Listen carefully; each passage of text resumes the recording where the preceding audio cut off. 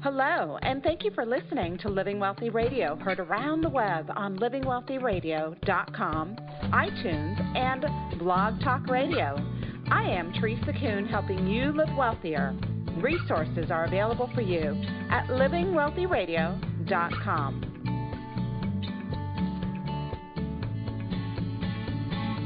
Do you sometimes wish your life was more interesting, exciting, or productive? Do you sometimes set goals only to fall short of meeting them? How about your job or your circle of friends? Do you think about changing careers or moving to another state to change things up a bit? Our guest, Stever-Robbins, is a serial entrepreneur, author, coach, and he's going to be sharing with us how to live what he calls an extraordinary life. It's not as difficult as it might seem to take control of your productivity and life direction, and he's got some tips to get us on the right track. Welcome to Living Wealthy Radio, Stever. Thank you very much. It's a pleasure to be here. Great. You know, we tell our listeners all the time that they can live wealthy. That's the name of the show, right? Living Wealthy Radio. You have a similar expression. What does it mean to live an extraordinary life? What do you mean by that? Well, an extraordinary life, it's almost trite in the way I'm going to put it, which is when you're laying on your deathbed someday, long, long from now, you're looking back over your life, are you going to be thinking, man, that was a life well lived? Sometimes I put it in terms of if you believe there's a final exam to life, which there probably is, as long as you're not vaporized or something, if you have a couple seconds to reflect, and the final exam probably consists mainly of that question. Did I get my money's worth out of this? Because I don't know if I go around multiple times, but if I only go around once, this was it. It was the one opportunity I had. I made the best of it. So I think that's a great test. I think it was Stephen Covey who taught so many of us, right? Begin with the end in mind. So if you're at your funeral and, someone, your best friend or best someone is giving your eulogy, what do you want them to say about you? What kind of life do you want to have led? Is that where you start? Roughly, although I don't start with the best friend. I really start with the it's you making the judgment. Because this isn't really about what other people think of you, excuse me, it's really not about what other people think of you. It may be about the impact you had on other people, but it's about that because that impact was meaningful to you. I think, especially in our society where we are bombarded with pictures of Kardashians and the cover of Vogue and yada, yada, yada, images of this is what success looks like, this is what success looks like, by the way, most of which was started in the 1950s to revitalize the economy after World War II. That was when the marketing industry, in essence, decided let's promote consumerism as a way of kickstarting the economy again. There's a fascinating website about this called The Story of Stuff that goes through and talks very explicitly about here is when they did it, here's where the marketing messages began to be formed, etc. And all we've done is double down on that in the 60 years since then.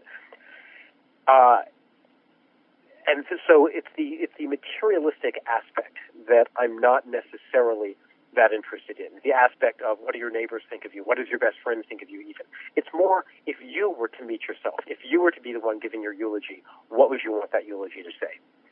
And that's really, at the end of the day, what the extraordinary life is all about. And there's a couple of, I think we'll probably get to that later because the answer is not always what you think the answer is going to be. It's interesting. And I'll leave that. It's interesting that you bring up, what isn't extraordinary, and it's not about consumerism or having stuff, right? Although Madison Avenue, there was a very well orchestrated campaign that Madison Avenue put out there because in order for the economy to grow, companies needed to sell stuff. And so began this wave of consumerism that's really consumed people for so long, right? They have a connection with having an extraordinary life, with having things and having stuff and owning property and traveling all over the world. And that's not what you're talking about. No, it's not at all. And if you think about it, we've got to the point now where all of us are deeply invested in that because it's only through that type of relentless consumerism that we can have what we call economic growth. And if you define economic growth simplistically as overall we have more money every year, then the only way that we can have more money every year is if we're making more stuff and people are buying more stuff. The problem is that a purely economic definition of what is success, which is the definition that we certainly use on the national scale, what we're all afraid of being in a recession. Well, the definition of recession is purely a monetary one. Questions that people don't talk about except in special interest fringe discussions are, is everyone warm, dry, and full? Does everyone feel like they have meaning in their life? Does everyone have friends and relationships that nurture them?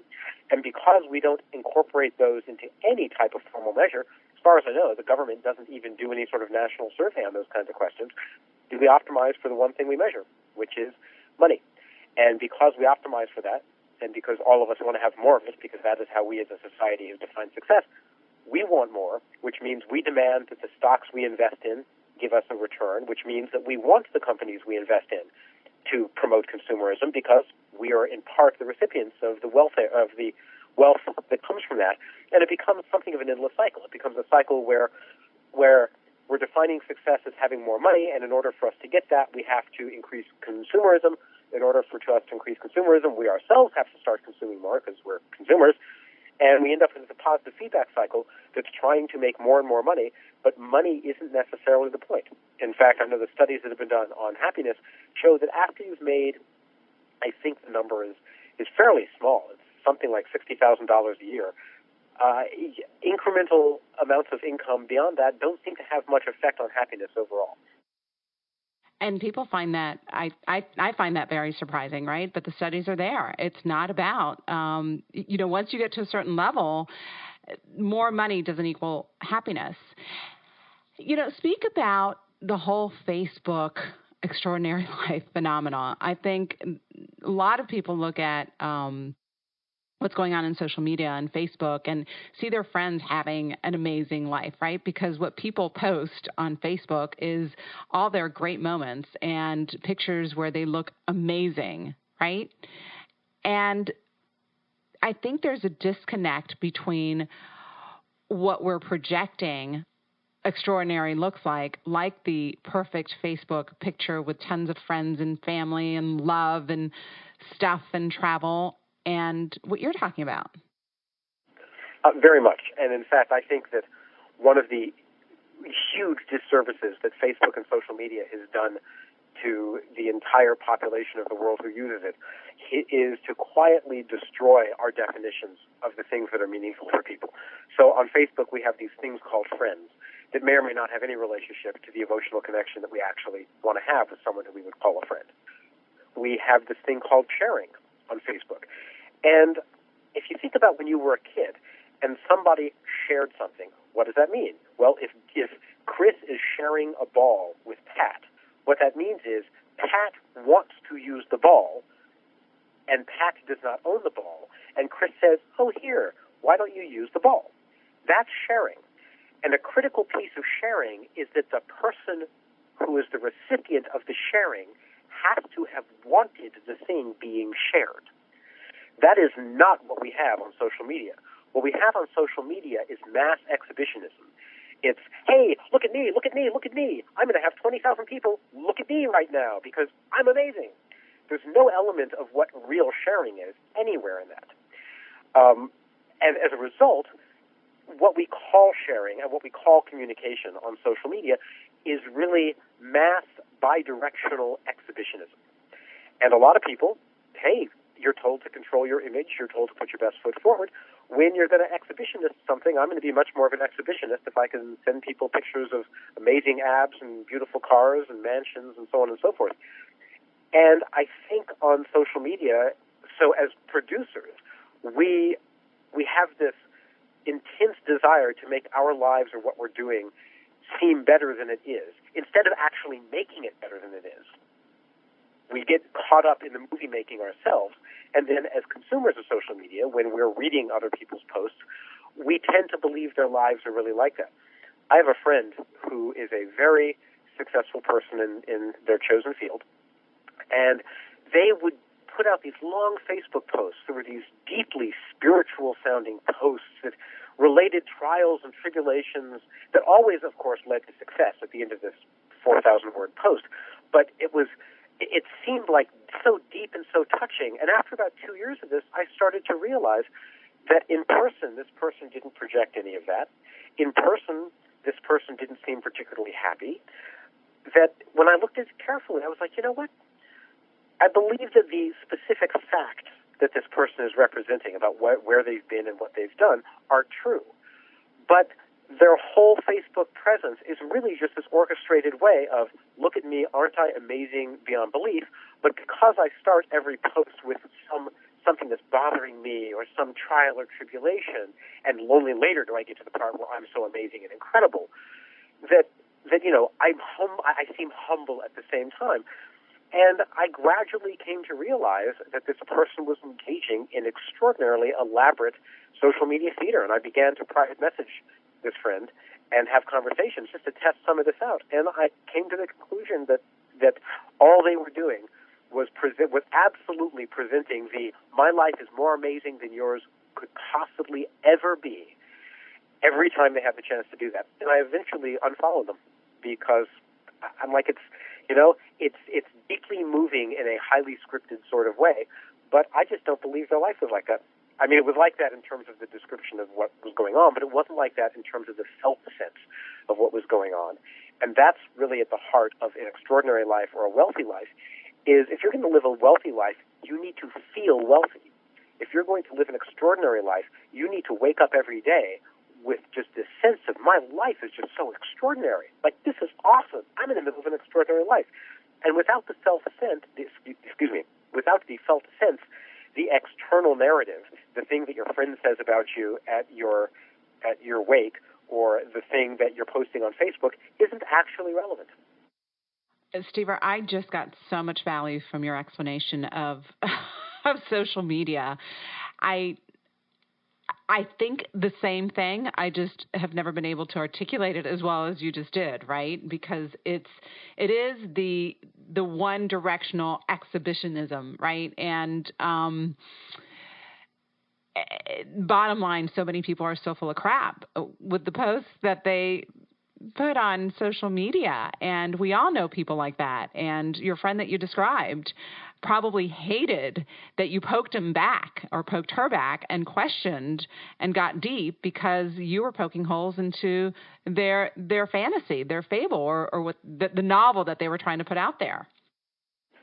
In fact, a couple of the questions that I asked, I wanted more detail because I was having a similar problem. And I, in essence, said, oh, this problem you just related is similar to a problem I'm having. Could you give me some advice? To which that person's response was, well, you're a smart person. You'll figure it out. And that was when I first started to get the clue that, you know what, this may not be real, or it may be overly dramatized because either they're not willing to give me the details, or they may not actually have them because this may be fiction. Very interesting. And I think there's a lot of disconnect and dissatisfaction and depression might be a strong word, but a lot of melancholy for many, many people that look at social media and think that everybody else is living a great life and they're not. And that's not at all what you're talking about. You're talking about living an extraordinary life starting from the inside. Yes. And in fact, that's the way that you put the life together, is you don't start by setting external goals. A lot of the times, when we're kids, it makes sense to have external goals. We want to get through college, we want to get through school, we want to get to college maybe, we want to go into a particular career that we need to have specialized knowledge for, or we need to be accredited for, or get a license for, or whatever. It makes a lot of sense to take some of those external goals, internalize them, and then structure the way that we use our time around reaching those goals. In an extraordinary life, you do it in the reverse. What matters is not reaching the goal, because once you've got your qualifications for things, you're done. There's no more goals that are going to be set by other people for you, unless you decide to accept Madison Avenue's goals. At that point, it's all about you setting your own goals. And a lot of people still think, oh, because my goal was to make enough money to buy my own house, now that I have my own house, or at least I'm making mortgage payments on the house the bank owns, now I can go the next step and I should have another financial goal. I have a friend who has started 3 companies, and all 3 of them have been either gone public or been acquired. And what his response to do after the 3rd company, I mean, he's worth more money than Midas at this point, is he went and started another company. And I kind of look at that and go, okay, at a certain point, unless starting companies is the thing that gives you joy, he's really just operating out of habit because he's never had any goal other than let me start a company and have it succeed. And that's the goal he's used to having. So let me propose a different way of thinking about goals. We say to people, set goals and then figure out what journey will take you there, right? Begin with the end in mind. And I want to flip that on its head. And I want to say, decide the journey that you want to take and then choose goals that will force you to take that journey. So, for example, let's say, and I can get into way more detail about this if you're interested, let's say that the journey you want to take is that involves hanging out with a certain kind of person. Let's say that you like hanging out with really smart people talking about ideas. And that's the journey that you want your life to consist of. Well, there's a lot of different goals that will help you reach that journey. You could become a radio show host. You could become a television talk show host. You could become the producer for one of those kinds of shows, and you would still get to hang out with smart people and talk to them about ideas. You could become a ghostwriter.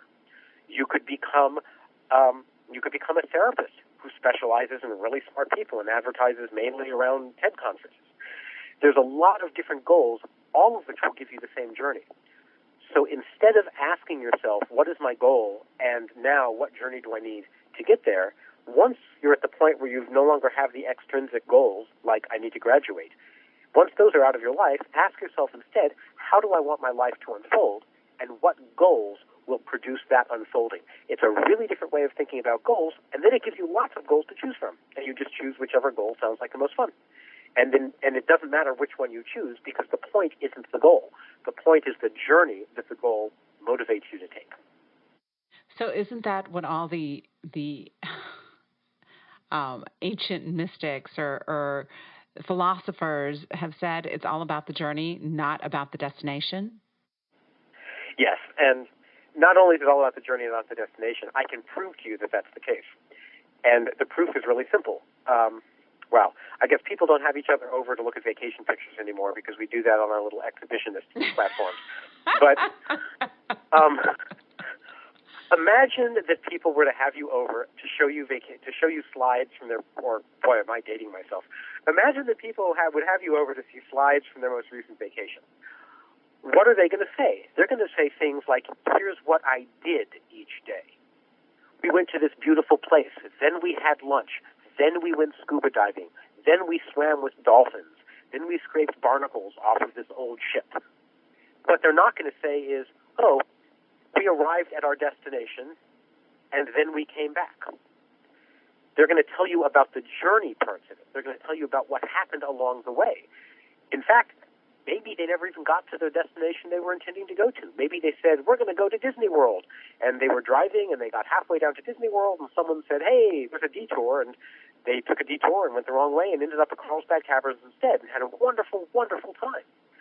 The point is not that they reached Disney World or they didn't reach Disney World. The point is they had an awesome road trip. And that's what matters. It's the journey. The journey is what you experience through life. The goal itself you experience for a couple of seconds once you've reached it, and then you're on to the next goal. Goals are useful. Don't get me wrong. I'm not saying that goals don't have value. But I'm saying that goals are not the source of an extraordinary life or a wealthy life. It's the living while you're reaching the goal or while you're reaching the next goal or the goal after that. It's the journey that you want to concentrate on, not the goal. So is this similar to the concept of like following your passion and the money will follow? Hey, yeah, that's one of my favorite things. I hate to call bullpucky on this, but bullpucky. If you could follow your passion and the money would follow, then everyone would be following their passion and we wouldn't be having this discussion because it would be common sense. The problem is it's entirely possible to follow your passion and the money won't follow. Yes, I agree with that completely. You know, one of my passions happens to be musical theater, and I know a lot of people who are professional musical theater actors, and let me tell you something. They're broke. For a very, very, very, yeah, exactly. And in their 40s, they're still living in a group house, which, by the way, is a lot of fun when they're all musical theater people. I mean, seriously, hanging out with a group of musical theater people, like for a birthday party, is amazing. But you're living that you don't really have a choice if you're a musical theater person, because that's the only way you'll make ends meet. However, it is the case that you can pursue money, and then once you have money, you can try to use that money in a way that makes it possible for you to do something you find meaningful or passionate. That's get money, and the passion will follow. The thing is, though, is that I know a lot of people who've made a bunch of money, and they haven't made any progress with their passion. So you go, well, you know what? So they hate their lives, but at least they're rich. That's if you start by following money and then hope that passion comes. Sometimes it works, sometimes it doesn't. When it doesn't work, you're rich and miserable. When it does work, hey, you're rich or you're successful, depending on how you define material success. You're successful, and you're also happy. But there's another way to do it. Instead of starting by organizing our life around pursuing the material success and then layering the passion on top of that, you could do it in the other order. You can start by saying, you know what, I am going to organize my life around my passion. And then once I'm making some traction with my passion, then I'm going to start finding out how can I be materially successful. Now, maybe you won't be, in which case you'll be like my musical theater friends who are following their passion, but they're broke. Now, I might add, I was hanging out with a man named Nick Corley, who plays me in the musical that I co-wrote called Work Less and Do More, which you can see a 5-minute trailer of at worklessanddomore.com. And Nick is, I think he was 49 or 50 when I met him. He bounced into the studio. If you watch the video, he's wearing a general's uniform, but trust me, when he's not in uniform, he was wearing a T-shirt and jeans and brightly colored Converse high tops, and he bounced into the studio and he had more energy than most 20-year-olds I've ever met. This man was giddy. He was emotional. He was loving his life. And I asked him, I said, you're one of the few 50-year-olds I've ever met who isn't talking about hip replacements already. What's your secret? And he just looked at me and said, what do you think my secret is? Every single day I get up and do what I love most in the world. So that's if you pursue passion. So if you pursue passion, you might pursue passion, not get material success, but at least you'll still be happy. But you may also pursue your passion and find a way to make it pay big bucks, in which case, again, you will be both happy and successful. So both ways of living have a way to get to happy and successful. In the case where you pursue success and then hope you can layer meaning on top of that, the hard part is putting up with a meaningless life until you've reached the success. That's the hard part. In the case where you pursue your passion and then try to find a way to make it pay, the easy part is pursuing your passion. The hard part is finding a way to make it pay. But in both cases, you can find both. It's just a very, very different orientation towards life. So if you're a musical theater person, one of the things I did once is I went around to all the musical theater people I could find, and I said, just tell me, how do you make ends meet? How do you find money? And they do everything from bartending to producing. One guy produces TV shows every year and then goes back to theater once he's made his yearly income for the year doing the TV stuff. Another person has a startup on the side that he does stuff for. It's all over the place. There's no one standard template, which again is part of what makes it very hard for people to wrap their brains around, is that if you're pursuing your passion, finding ways to fit success around your passion, there's no societal support for it. Every single person who does it has to invent the way it works for them. But when you meet people who have tried it and found a way to make it work for them, it's just wonderful. It is. Those are the people who are still alive as opposed to the people who are still clocking in every day, if you know what I mean. Oh, the Walking Dead, right? They're walking, they're awake, but they're dead inside. Excuse me. Yes, and a lot of people seem to get that way by the time they're in their early to mid-30s. It boggles my mind. But a lot of it, well, and it may be different with the millennial generation because millennials have a very different unemployment profile, etc. But people, that's the piece, by the way, that no one considers. When they say, I'm going to go make my money first and then pursue the things that are important to me, the problem is they say that without realizing that the very process of pursuing success itself changes you. It can stress you out. or it cannot stress you out. It can bore you. It can make you feel meaningless and listless. It puts you in touch with people whose expectation of you is the thing you're doing that you hate, but you're just doing it for the money. It doesn't put you in contact with the people who share the passion that you have, who share the excitement, who share the things that are wonderful.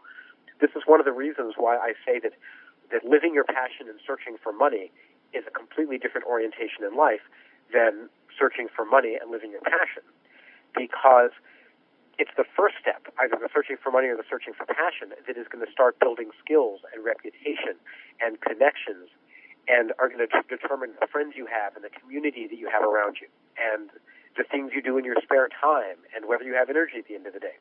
And those are the things ultimately that are going to determine your quality of life, not whether you meet a certain financial goal or even whether you, to go back to the theater example, even whether you ever have a Tony Award-winning play, for example. There's plenty of people who organize their entire life around theater, and they just do community theater. But they take jobs that will let them have evenings free so they can rehearse. They will take jobs that enable them to take vacation time to travel if they're going to do a show in another city or something. And to the outside world, people who are still pursuing money first, what it looks like from the outside is people say, oh, well, they just, they chose a job and their job happened to be flexible enough that they could do the theater around it. And that's too simplistic. That's not actually what went on. What went on was they committed to doing theater, and their job is their hobby. And when you think about it like that, it has very different implications for how you choose a career, how you find jobs, et cetera, than doing it in the other direction. Wow. It is such a different way of looking at designing your life, right? So different. What skills would you recommend our listeners to think about developing in order to maximize the chances of living this type of life? I mean, is it too late for anybody to start?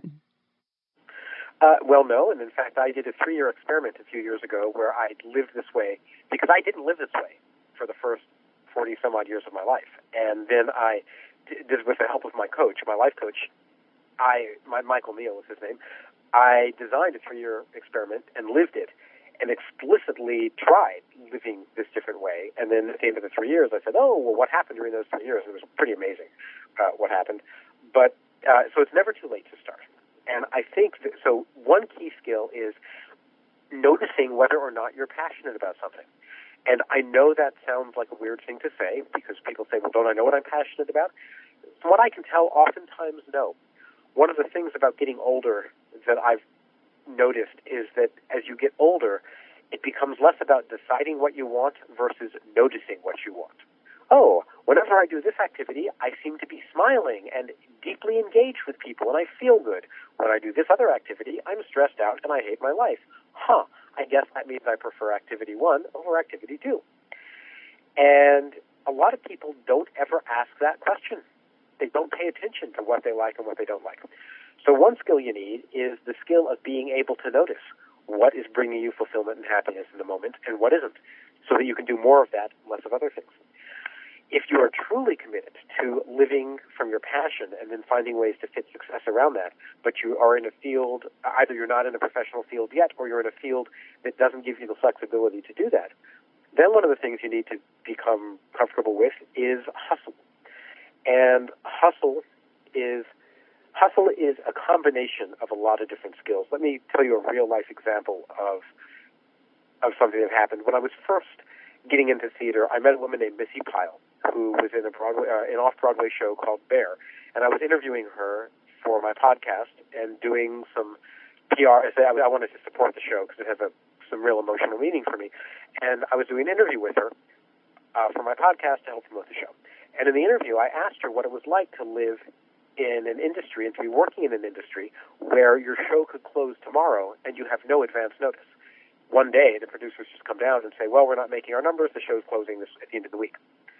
An hour after our interview, they announced that her show was closing at the end of the week. So I called her back and I said, oh, isn't that funny? Look at that. We just discussed this in the interview. Tell me, what are you going to do? Now you have all this time because she was originally slated to be at the show until the end of June. And this was the beginning of June. I said, so now you have like 3.5 weeks that you can just kind of hang out. Want to grab lunch sometime?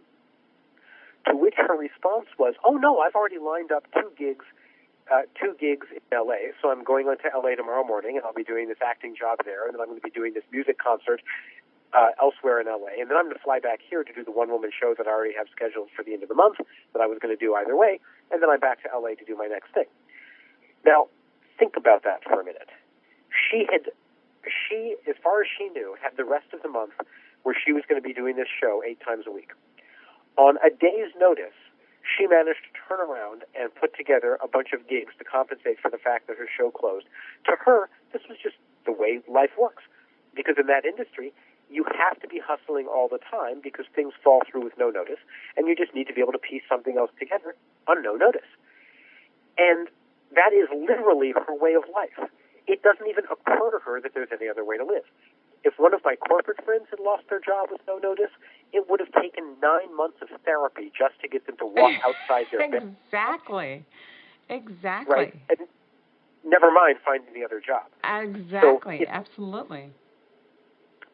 So that's what I mean by hustleability.